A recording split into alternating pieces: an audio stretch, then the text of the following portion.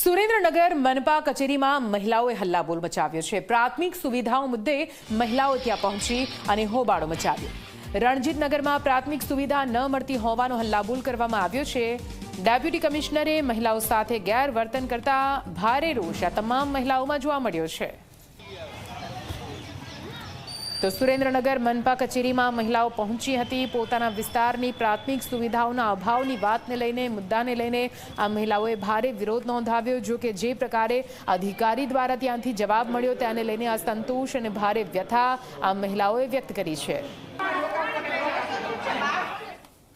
અમે આજે અમારા વોર્ડ નંબર 6 માંથી આવેલ છીએ બધા બહેનો, અને અમે ગટર બાબતે અને રોડ બાબતે રજૂઆત કરવા આવ્યા છીએ, પણ અમને બે જ બહેનોને અંદર જવા દીધા છે, બીજા કોઈને નથી આવવા દીધા।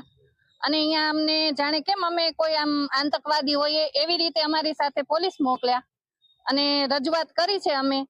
તો હવે અમારો એ પ્રશ્નનો કઈ ઉકેલ આવશે તો ભલે, નકર અમે અહીંયા પછી હવે ધરણા ઉપર બેસી જાશું।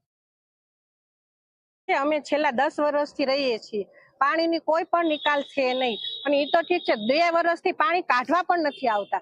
આવક છે પણ જાવક છે નહીં પાણીની કોઈ પણ। અને અમે અહીંયા આવ્યા તો 2 જણાને જ રજૂઆત કરવા દીધી, એમની પાસે ટાઈમ નથી, રિપોર્ટરોને અંદર આવવા નથી દેતા કે ફોટા પાડવાના નથી, તો શું એમને કરવાનો વિચાર છે કે નહીં? હવે નહીં આવે તો અમે અહીંયા બેસી જશું। હું છેલ્લા 35 વર્ષથી આ જગ્યા ઉપર વોર્ડ નંબર 6 માં રહું છું, પણ જ્યાં પાછળની સાઈડમાં બધે રોડ બનાવ્યા છે, અમારી સોસાયટીમાં રોડ નથી, અને અમારે ત્યાં ગટર પણ નથી, પાણીની જાવક પણ નથી, અને પાણીની આવક છે છેલ્લા 2-2.5 વર્ષથી પાણી ભરેલું છે। અને નગરપાલિકાને અહીંયા ટાઈમ નથી અહીંયા કામ કરવાનો, અને નગરપાલિકાના માણસો ખાલી જોઈને વયા જાય છે અને પાણીની જાવક બંધ કરતા નથી અને આવક ચાલુ રાખે છે।